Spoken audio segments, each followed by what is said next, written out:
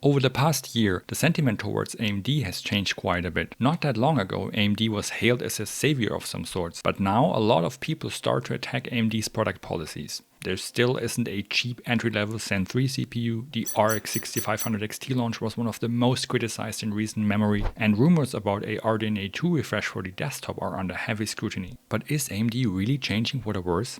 Let's take a look.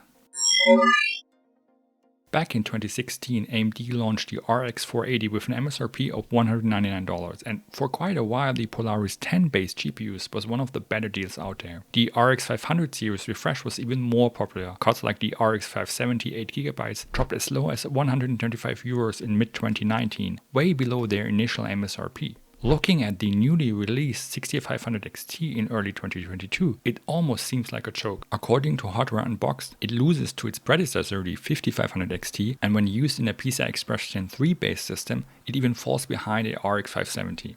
In addition, the $199 MSRP isn't worth the paper it's printed on. Street prices are much higher in the US and the EU. Objectively, the 6500 XT is a definite step down for gamers. You get less performance for a higher price. The card is a repurposed mobile GPU, and the bill of materials should be as low as possible in today's market. The Navi 24 GPU has a tiny die size of only 107mm squares. There's only 4GB of VRAM. The small 64-bit memory interface decreases the PCB complexity. The low TDP reduces VRM and cooling costs, and the reduction of the PCI Express lanes to only 4 are the cherry on top. In any functioning market, this product would not sell for this amount of money. But we are currently not in a functioning market, at least when it comes to GPUs. If you stop looking at it as an upgrade for older GPUs, which it isn't, but as a product that allows gamers to buy a new GPU for a lower entry price, it does have a place in the current market. I'm not saying it's pretty, I'm not saying I like it, but at least for the moment, it's the cheapest modern entry-level GPU on the market.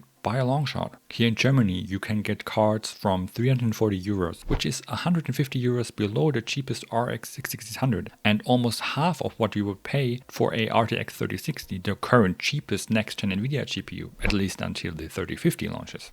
And if you are building a new system, it is very likely it will support PCI Express Gen 4. Any modern AMD system with a B550 mainboard and a CPU from Zen 2 up will support it, same with Intel's 11th gen Rocket Lake and their new 12th gen Alder Lake CPUs. If you are in the market for a €1,000 gaming system right now, the cheapest modern GPU would eat up more than half of your budget. The 6500 XT changes that. People are right to criticize such a product, and it deserves all the bad press. But desperate times call for desperate measures. And if you look at the 6500 XT from within today's GPU market, it does make sense. The only reason AMD can supply it in numbers is because it is such a low-cost product, the repurposed mobile GPU. In a mobile environment, it would have been always connected with PCI Express Gen 4, no need for more than 4 lanes. In a mobile environment, the iGPU would handle all the D and N code, no need for it on the Navi 24 die. It wasn't designed as a bad desktop GPU, and it isn't breaking the market. It was only released because the market is already broken. It's exactly the same with the rumored desktop RDNA 2 refresh. Leaker Greymon55 hinted at it, but it has been rumored for quite a while now. I even talked about it in my 2022 roadmap video. It could be anything from a true refresh on TSMC's N6 node to just a slight upgrade with faster VRAM and clock speeds. In any case, if we see a desktop refresh, you can bet that AMD will adjust the MSRP accordingly. Just like Nvidia did with their recent stealth release of the new RTX 3080 12GB, AMD would be stupid to leave the money on the table. Currently, the majority of the markups over the MSRP is going to the AIBs and the retailers. AMD doesn't benefit from it. A refresh would mean AMD can adjust the MSRP to better reflect the current market and keep a bigger piece of the pie. And if they are transparent about it, there is absolutely nothing I would have against it. My issue with Nvidia's 12GB 3080 was not the fact that they did it, it was that they tried to hide it. If AMD launches a RX 6950 XT with faster VRAM and slightly higher clock speeds at 30% more MSRP, it wouldn't really affect street prices, but AMD would make quite a bit more money. It makes sense, after all AMD's purpose as a company is to make money. But the increase in price or the lack of low-cost options for AMD not only affects GPUs, CPUs are also impacted.